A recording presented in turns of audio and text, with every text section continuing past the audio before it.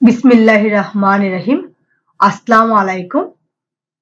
সুপ্রিয় শিক্ষার্থীবৃন্দ, কেমন আছো? আশা করি ভালো আছো, সুস্থ আছো। আজকে আমি অষ্টম শ্রেণীর সাহিত্য কণিকা থেকে ২১-এর গান কবিতাটি নিয়ে আলোচনা করব। ২১-এর গান কবিতাটি লিখেছেন আব্দুল গফফার চৌধুরী। শিক্ষার্থীরা, তাহলে আমরা শুরুতেই আব্দুল গফফার চৌধুরী সম্পর্কে কিছু তথ্য জেনে নিই।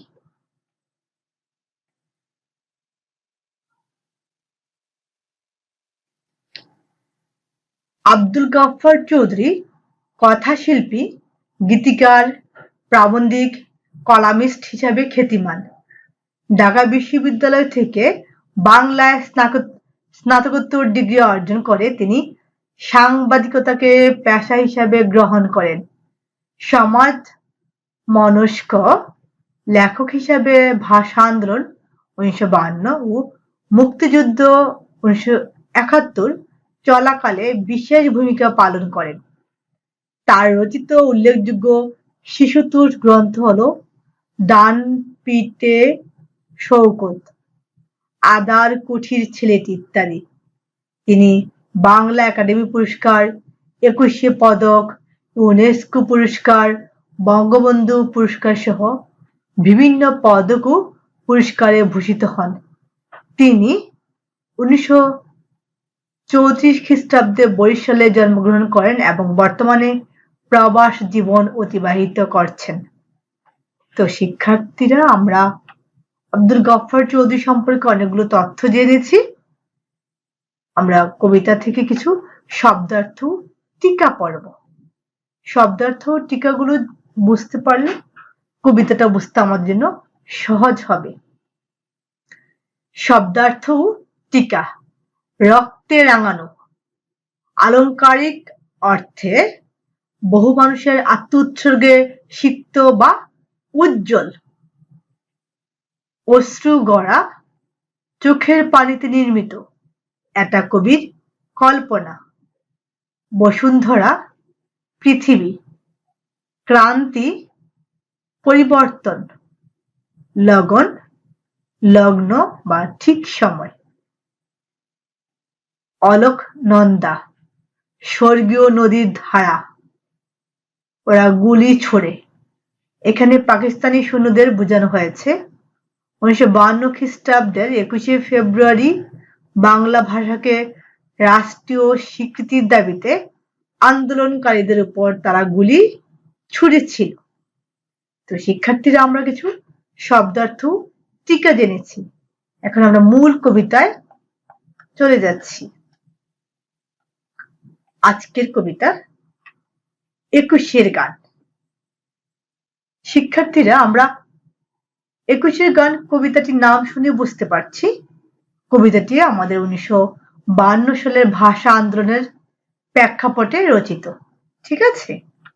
২১-এর গান, আব্দুল গফফার চৌধুরী।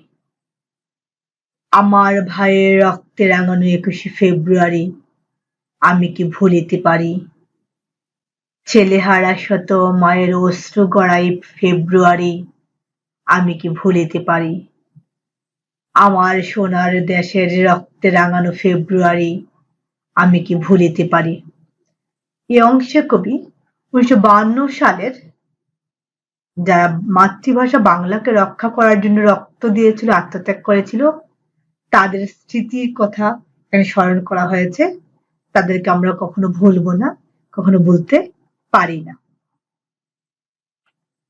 পরের অংশ: জাগো নাগিনীরা, জাগো নাগিনীরা, জাগো কালো বৈশাখীরা, শিশু হত্যার বিক্ষোভে আজ কাপুক বসুন্ধরা, দেশের সোনার ছেলে খুন করে রুখে মানুষের দাবি, দিন বদলের ক্রান্তি লগনে তবু তোরা পার পাবি।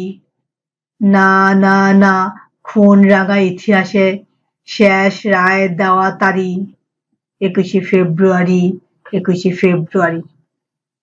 এই অংশে আমরা দেখতে পাচ্ছি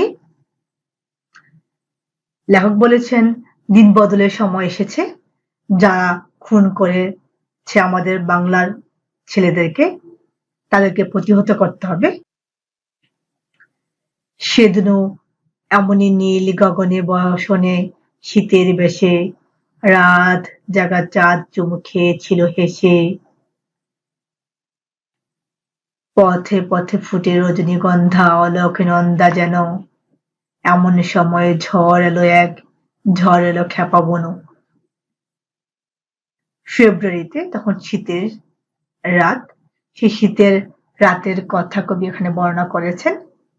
চারপাশে স্নিগ্ধ জ্যোৎস্নার আলো, নীল আকাশ, রজনীগন্ধা ফুটছে। ঠিক এমন সময় পাকিস্তানিরা ক্ষিপ্ত বেগে, ঝড়ো বেগে বাঙালির উপর অন্যায়ভাবে আক্রমণ চালিয়েছিল। সেই আধারের পশুদের মুখ চেনা, তাহাদের তরে মায়ের ভুনির ভাইয়ের চরম ঘৃণা। ওরা গুলি ছুড়ে এদেশের প্রাণে দেশের দাবিতে রুখে, ওদের ঘৃণ্য পদাঘাত এই বাংলার বুকে। ওরা এদেশেরই নয়, দেশের ভাগ্য ওরা করে বিক্রয়। ওরা মানুষের অন্ন বস্ত্র শান্তি নিয়েছে কেড়ে কারি। ২১শে ফেব্রুয়ারি এই অংশে দেখতে পাচ্ছি পাকিস্তানি সেই হত্যাকারীদেরকে কবি পশুর সাথে তুলনা করেছেন। তাদের প্রতি আমাদের দেশের মা বোন ভাইদের চরম ঘৃণা। ওরা এদেশের নয়, ওরা আমাদের ভাগ্য বিক্রি করেছে, অর্থাৎ আমাদের মৌলিক যে অধিকার অন্ন বস্ত্র শান্তি তা কেড়ে নিয়েছে। তুমি আজ জাগো ২১শে ফেব্রুয়ারি। আজও জালিমের কারাগারে মরে বীর ছেলে বীর নারী। আমার শহীদ ভাইয়ের আত্মা ডাকে। জাগো মানুষের সুপ্ত শক্তি, হাটে মাঠে ঘাটে বাঁকে। দারুণ ক্রোধের আগুনে আবার জ্বালবো ফেব্রুয়ারি। ২১শে ফেব্রুয়ারি এ অংশে কবি অন্যায়ের বিরুদ্ধে বাঙালিদেরকে প্রতিরোধ গড়ে তোলার প্রত্যয় ব্যক্ত করেছেন। অর্থাৎ পাকিস্তানিরা ১৯৫২ সালে বাংলার যে দামাল ছেলেরা বাংলাকে রাষ্ট্রভাষার দাবিতে আন্দোলন করেছিল, তাদেরকে নির্বিচারে অন্যায়ভাবে হত্যা করেছিল। সেই হত্যার প্রতিবাদ করার জন্য, বাঙালিকে রুখে দাঁড়ার জন্য এখানে রুখে দাঁড়ানোর কথা বলেছে, রুখে দাঁড়ানোর জন্য প্রত্যয় ব্যক্ত করা হয়েছে। তো শিক্ষার্থীরা, আমরা কবিতাটা শুনেছি। কবিতার মূল বিষয়টা আমাদের অনেক জানা, কেননা আমরা কিন্তু প্রতি বছর ২১শে ফেব্রুয়ারি সেই শহীদদেরকে শ্রদ্ধার সাথে স্মরণ করি। সেই ৫২ শহীদদের আত্মত্যাগের কারণে কিন্তু আজ আমরা বাংলায় কথা বলতে পারছি, মাকে মা বলে ডাকতে পারছি। তো শিক্ষার্থীরা, আশা করছি ২১শে গান কবিতাটি বুঝতে পেরেছ। তো সবাই ভালো থাকো, সুস্থ থাকো। আল্লাহ হাফেজ।